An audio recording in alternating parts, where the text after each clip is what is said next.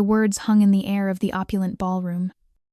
Thick and poisonous, as smoke from the cigar Arthur Sterling had been puffing on just moments before. It is a testament to Abby's character. He boomed into the microphone. His voice, a condescending balm spread over a festering wound. That she managed to rise from the unfortunate circumstances of a single-mother household and capture the heart of a man like my son. Leo. A nervous murmur rippled through the guests. I watched my daughter, my beautiful Clara, her face a breathtaking portrait in white lace, begin to crumble. Her smile tightened, the light in her eyes dimming as tears welled, threatening to spill down her cheeks. Beside her, Leo's face was a mask of pale, horrified disbelief. He reached for her hand under the table. A small, desperate gesture of support. I gripped the linen napkin in my lap, my knuckles turning white. I had anticipated this, ever since the first, disastrous meeting at his mansion. I knew Arthur Sterling was a man who built his world on a foundation of perceived hierarchies. To him, I was nothing more than a working-class widow, a charity case his son had saddled the prestigious Sterling family with, women who grow up without privilege. Arthur continued, warming to his theme. Often learn a certain resourcefulness, a survival instinct. Perhaps it is because Clara understands hardship that she possessed the wisdom not to let a man of Leo's caliber slip away. He was painting my daughter as a cunning opportunist. My blood, which had been simmering, began to boil. I felt a tremor start in my hand, a physical manifestation of 15 years of silent struggle, of dawn spent scrubbing, office floors and nights spent hunched over a keyboard, all for the girl now being publicly humiliated. He then turned his gaze toward me. A magnanimous king acknowledging a peasant in his court, and we must commend her mother. Miss Vance, you raised a fine woman all on your own. I'm sure your work in domestic services must have been a difficult life, but there is no shame in it. Take pride in your work, whatever it may be. The silence in the room was now absolute, heavy, and suffocating. He was praising my supposed struggle, while simultaneously cementing it as my only identity, the maid. From today onward, he declared, raising his glass, you and Clara are members of the Sterling family. You no longer need to struggle. Leo will take good care of you. You will finally find peace. It was as if he were an emperor offering salvation. The final, patronizing blow was delivered with a flourish. So let us raise our glasses to Leo and Clara, a toast to a love that truly transcends social barriers and class differences. As the scattered, uncomfortable applause began, the MC's voice cut through the tension. And now, we would like to invite the mother of the bride, Ms. Elara Vance, to say a few words. Clara's gaze snapped to mine, her eyes pleading. I saw the flash of a dozen memories in them, her tiny hand in mine after her father's funeral. Her cheerful, good job today, Mommy, when I'd collapsed through the door after my third shift. Her quiet pride when she told me she wanted to study business to one day help with my company. That look was all the fuel I needed. I rose from my seat. The tremor in my hand now, a steady, controlled current of power. I walked to the podium, the eyes of every person in that room on me. I took the microphone. Its cool weight, a familiar anchor. I took a slow, deep breath and met Arthur Sterling's confused gaze. My name is Elara Vance, and I am Clara's mother. I began, my voice clear and even. Mr. Sterling is right about one thing. My life has not been easy. When my husband died, Clara was 7 years old, and I was a housewife with no professional experience. I worked 3 jobs to keep a roof over our heads and food on our table. I looked at Clara, whose silent tears were now flowing freely, and she never once complained. Her strength was my own, A wave of sympathy washed over the room. I let it settle before I continued. 10 years ago, a dear friend and I started a small business from our kitchen tables. We wanted to create a service that helped busy people find peace in their own homes. That small business is now called Serene Homes. A sharp intake of breath came from a table near the front, where several of Arthur's executives were seated. Arthur's face began to change, the smug satisfaction draining away, replaced by a flicker of dawning horror. We have grown to over 200 employees, and we pride ourselves on a culture of respect and dignity for both our clients and our staff. People are not judged by their circumstances, but by their character and their work. We are honored. I paused, turning to lock eyes with Arthur, to count Sterling Constructions among our most valued corporate clients. The room erupted, not with polite applause, but with a wave of gasps and astonished murmurs. Arthur Sterling went rigid, his face ashen. He looked from me to his son, his expression a frantic, panicked question. I leaned closer to the microphone for my final words, no longer addressing the crowd, but speaking directly to him. My daughter did not learn to be a survivor by clawing her way up from the bottom. She learned strength, integrity, and the value of a person by watching me build a life and a business, on the principle that a person's worth is not measured by their bank account or family name, but by the dignity with which they treat others. I am prouder of that than any financial success. As I returned to my seat, the applause that filled the room felt less like a celebration and more like a verdict being delivered. Tom Sterling remained frozen at the podium, his face a canvas of shock and humiliation. The world, for him, had just been turned upside down. For me, it had just been set right. My journey to that moment hadn't started when I walked up to the microphone, but 16 years earlier, with a single, devastating phone call. The memory is seared into my soul, a scar that never fully fades. It was an autumn afternoon. Clara had just started first grade. I was a 2-year-old full-time housewife. My world small, safe, and centered entirely around my husband, Ben, and our daughter. The phone rang. "Are you Mrs.?" Ilara Vance, a detached, professional voice, asked. "We're calling from the police department.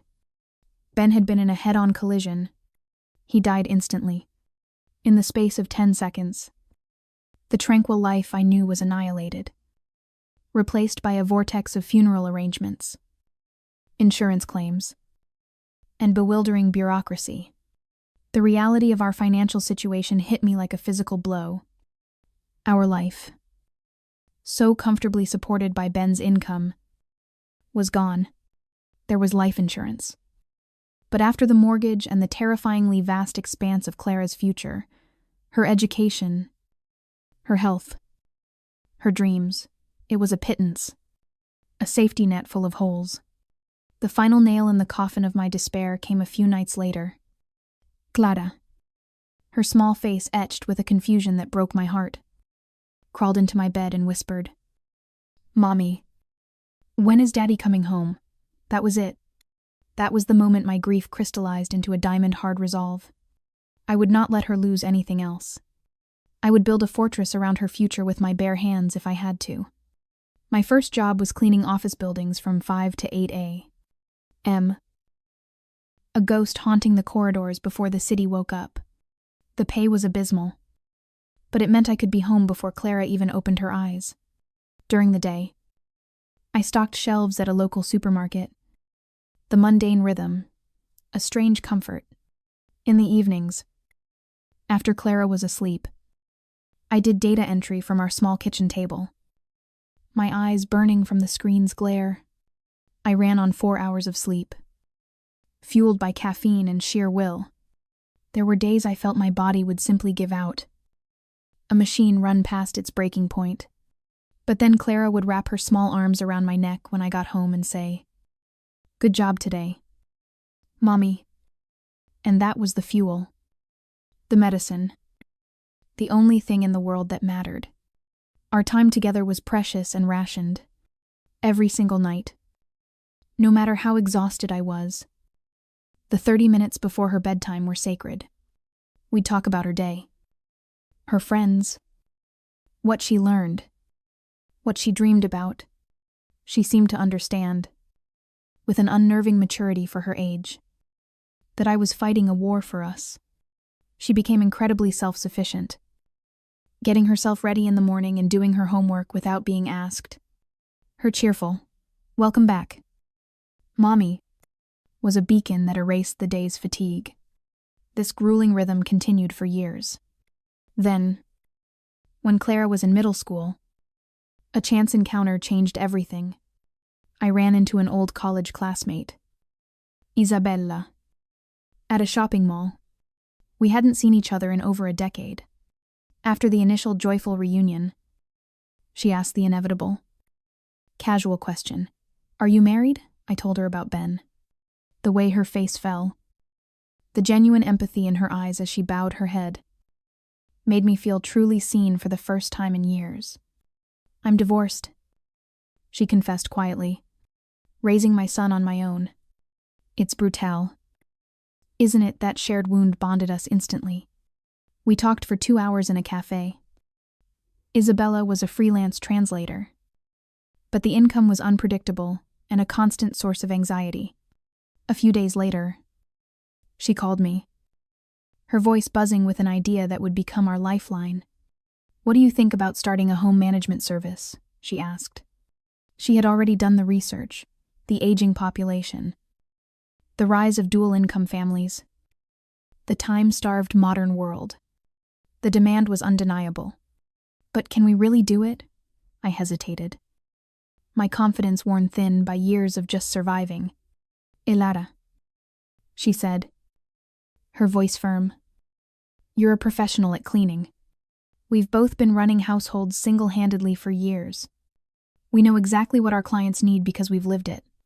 We know what it's like to have no time, no energy, and no space to breathe." She was right. I had the technical skills from my janitorial work and the practical knowledge of a mother. We had nothing to lose. We started with flyers and word of mouth. At first, it was just the two of us. Fitting, cleaning jobs and meal preps between my shifts and her translation deadlines. Isabella, with her sharp mind, handled the finances and sales. I managed operations and, as we grew, staff training. Within 6 months, we had a team of 10 women. All of them, fighters like us, single mothers, caregivers, women re-entering the workforce. I realized we weren't just building a business. We were building a sanctuary. A place where women could reclaim their independence and lift each other up. Even Clara noticed. "Mommy," she said one evening, "you seem really happy these days." I was. The ache of losing Ben would never vanish. But I had found a new purpose.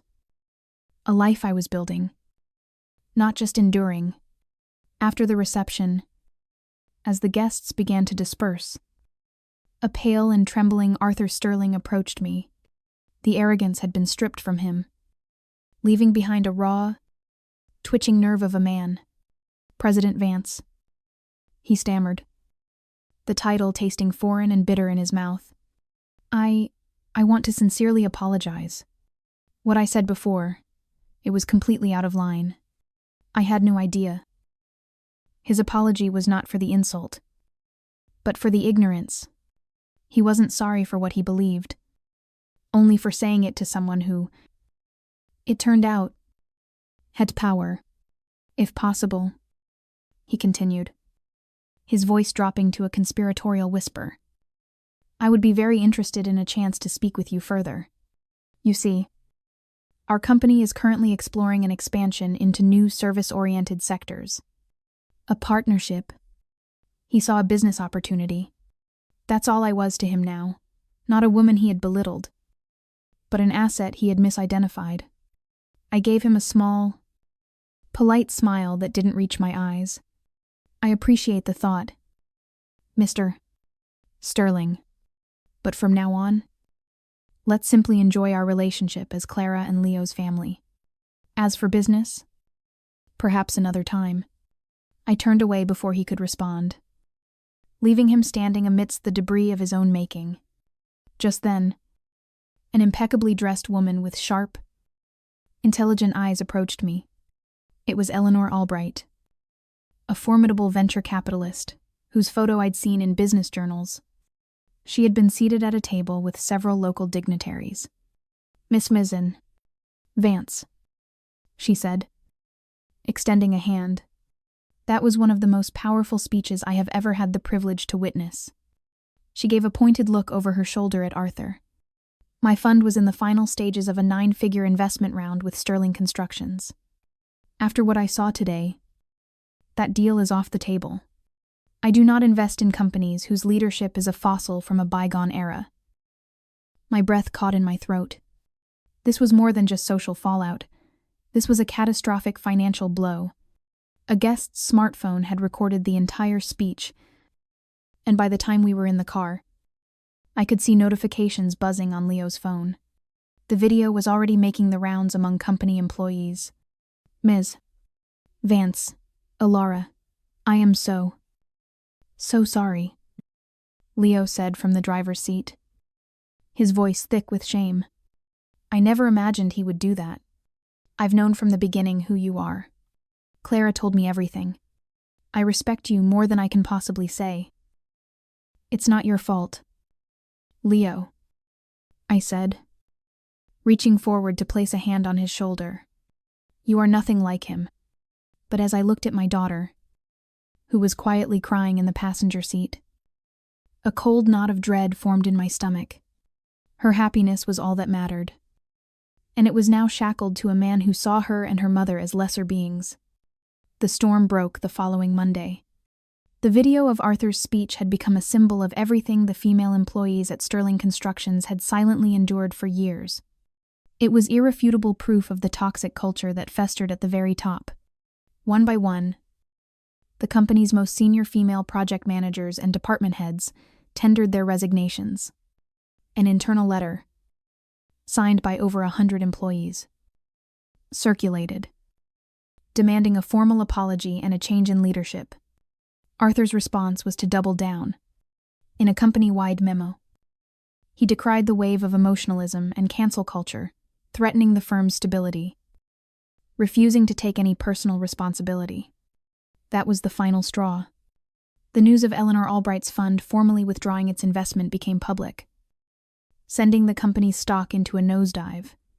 Major clients, concerned about the reputational damage of being associated with the firm, began to pause their contracts pending a review. The empire Arthur Sterling had built with bluster and arrogance was beginning to crumble under the weight of his own words. He was losing control, lashing out at everyone around him, calling his own son a traitor for suggesting he should apologize. The company was in a state of freefall, and the man at the helm was pouring gasoline on the fire. Half a year later, my phone rang. It was Leo. "Elara," he said, his voice strained and heavy. "Do you have a moment? I need to talk to you about the company. I need your help." The next day, Leo and Clara sat in my living room. The air was thick with unspoken anxiety. Leo looked exhausted. The confident young man from the wedding replaced by someone carrying the weight of a collapsing world on his shoulders. Clara just looked at him, her expression a mixture of profound worry and protective love. "The truth is," Leo began, his voice low and strained, "my father's company is in serious trouble." He explained that after the wedding, the trust between his father and the employees had been irrevocably shattered. "A lot of our key people were at the reception. They heard everything he said to you. I had assumed as much, but hearing it confirmed still sent a chill through me. He's always been difficult," Leo continued, struggling to find the right words. "He talks down to people, but this time was different. It was so public, so blatant. It pushed people past their breaking point. especially the women in management. Mom, Clara added, her voice quiet but firm. They were furious. They said it was the final confirmation of what they'd been dealing with for years. Leo nodded grimly. My father has always made sexist remarks, dismissing their opinions in meetings, passing them over for promotions. But insulting you, a successful entrepreneur who is also a major client, it was like a match being thrown on a gas leak. The women in the company all started speaking up at once. The situation was far more volatile than I had imagined. It's not just internal, Leo went on, rubbing his tired eyes. Eleanor Albright pulling her investment was just the beginning. We've had official complaints from 3 other major clients. They've said they can't, in good conscience, continue to do business with a company led by someone with such openly bigoted views. He let out a bitter, humorless laugh. And the worst part, my father's reaction. He just got angry. He told the board the women were being hysterical, and that the clients were caving to political correctness. He refuses to see that he is the problem. So, what is the actual damage? I asked, my voice shifting from that of a mother to that of a CEO. It's bad, Leo admitted, his gaze dropping to the floor. 1/3 of our key clients have officially canceled their contracts. Nearly half of our senior project managers have quit. And almost all of them were women. The institutional knowledge we've lost is staggering. Leo has been trying to hold everything together, Clara said, her hand finding his priver. But his father fights him at every turn. He insists this is just a temporary storm, Leo said, looking up again, his eyes filled with a desperate clarity. But it's not. The company's survival is at stake. The bank is getting nervous about our credit lines. It took a deep breath, and his gaze met mine, direct and unwavering. I want to take over the company. I want to save it, rebuild it from the ground up. But I can't do it alone. I need your help. Elara, he said, using my first name for the first time. Not just for your business acumen, but for what you represent. I want to propose a formal business partnership between Sterling Constructions and Serene Homes. We can build a new model, something that integrates construction with lifestyle services. But more than anything, I need someone like you, someone with integrity and respect, to help restore trust with our employees and our clients. Your name, your presence, would send a powerful message. I was quiet for a long moment, processing the enormity of his request. He wasn't just asking for a loan or advice, he was asking me to stake my own company's reputation on his ability to fix his father's mess. I looked at my daughter, and I saw the hope in her eyes. I looked at Leo, and I saw the makings of a good man trapped in a toxic legacy. All right, I said finally. I'll help. But I have conditions. They are not negotiable. Anything, he breathed. First, I said, holding up a finger, Tom Sterling must step down completely. He is to have no role, no title, no influence. He must be fully and publicly retired from the business. Done, Leo said without hesitation. Second, we will reform the company culture from the very foundation. We will implement new HR policies, diversity and inclusion training, and a zero-tolerance policy for sexism and discrimination of any kind. Every single employee, from the construction site to the boardroom, will be treated with absolute respect. That's exactly what I want, Leo said, his voice firm with conviction. That's the company I want to lead. The confrontation that followed was, as Leo later recounted, brutal. He presented his father with the plan, not as a request, but as the only path forward. Tom, of course, exploded. The words traitor and ungrateful were hurled like weapons. He accused Leo of conspiring with that woman to steal his legacy. But the tide had already turned against him. When Leo presented the same plan to the board of directors, along with the full, devastating scope of the cancelled contracts and the mass exodus of talent, their decision was swift. The final blow came not from a stranger, but from his own older brother, the company's largest shareholder, who looked him in the eye and said, "Tom, it's over.